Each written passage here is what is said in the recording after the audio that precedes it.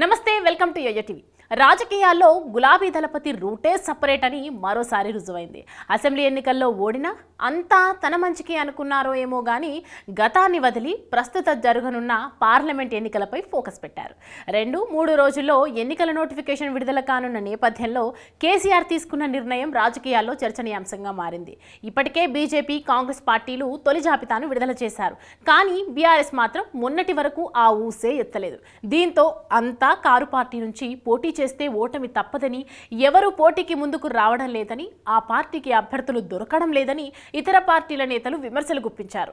ఈ నేపథ్యంలో కేసీఆర్ 4 పార్లమెంటు నియోజకవర్గాలకు అభ్యర్థుల్ని ఖరారు చేశారు. ఈ నిర్ణయం గులాబీ పార్టీలోనే కాదు, రాజకీయ వర్గాల్లోనూ ఆసక్తికర చర్చకు దారి తీసినట్లయింది. తెలంగాణలోని 17 పార్లమెంటు స్థానాలకు మల్కాజ్గిరి, చేవెళ్ల, మెదక్, జహీరాబాద్ కు అనూహ్య రీతిలో కొత్త ముఖాలతో తెర మీదకు వచ్చిన వైనం ఆసక్తికరంగా మారింది. పార్లమెంట్ ఎన్నికల్లో బీఆర్ఎస్ టికెట్ కోసం పెద్ద ఎత్తున పోటీ ఉందంటూ ప్రచారం జరిగినా ప్రచారంలో వినిపించిన పేర్లకు సంబంధించిన వారు చివర్లో వెనక్కి తగ్గటం, ఈ అంశం ఇప్పటికే హాట్ టాపిక్ గా మారిన వేళ డ్యామేజ్ కంట్రోల్లో భాగంగా కీలకమైన 4 స్థానాలకు సంబంధించిన అభ్యర్థుల ప్రకటన వెంటనే విడుదల కావటం ఆసక్తికరంగా మారింది. రేసులో పెద్దగా లేని పేర్లు అనూహ్యంగా తెర మీదకు రావటం చూసినప్పుడు అభ్యర్థుల పేర్లతో గులాబీ బాస్ కేసీఆర్ సర్ప్రైజ్ ఇచ్చారని చెప్పాలి. మల్కాజ్గిరి పార్లమెంటు స్థానానికి శంబీపూర్ రాజును ఎంపిక చేశారు. ఇప్పటికే ఆయన ఎమ్మెల్సీగా వ్యవహరిస్తున్నారు. చిన్న కార్యకర్తగా మొదలైన ఆయన మాజీ మంత్రి కేటీఆర్ కు అత్యంత సన్నిహితుడిగా పేరున్న సంగతి తెలిసిందే. చేవెళ్ల ఎంపీ స్థానానికి పలు పేర్లు వినిపించినా చివరకు కాసాని జ్ఞానేశ్వర్ కు టికెట్ కేటాయిస్తూ నిర్ణయం తీసుకోవడం ఒక ఎత్తైతే, మెదక్ ఎంపీ స్థానానికి ఒంటేరు ప్రతాప్ రెడ్డి, జహీరాబాద్ కు గాలి అనిల్ కుమార్ ను ఓకే చేయడం ఇప్పుడు హాట్ టాపిక్ గా మారింది.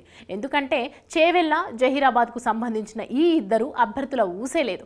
అలాంటిది అనూహ్యంగా తెర మీదకు వచ్చిన వైనం ఆసక్తికరంగా మారింది. మొదట్లో అనుకున్న అభ్యర్థులు ఎవరికి వారు గులాబీ బాస్ కు హ్యాండ్ ఇవ్వటంతో ఆ అంశం చర్చగా మారితే పార్టీకి జరిగే నష్టం భారీగా ఉంటుందన్న ఉద్దేశంతోనే అభ్యర్థుల ప్రకటనను హడావుడిగా ప్రకటించారన్న మాట బలంగా వినిపిస్తోంది.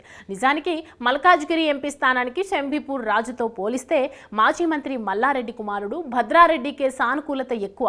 కానీ మొదట్లో టికెట్ మీద ఆసక్తిని వ్యక్తం చేసినప్పటికీ ఇటీవల కాలంలో చోటు చేసుకున్న పరిణామాల నేపథ్యంలో వారు వెనక్కి తగ్గటంతో శంబీపూర్ పేరును తెర మీదకు తీసుకొచ్చి దాన్ని అధికారికం చేశారని చెప్పాలి. ఇలా గెలుపు కోసం పాత సిద్ధాంతాలను పక్కన పెట్టి మరీ కొత్త ట్రెండ్కు శ్రీకారం చుట్టారు కేసీఆర్. మరి ఈ ట్రెండ్ ఎంతవరకు కేసీఆర్ కు గెలుపును చేరువ చేస్తుందో చూడాలి.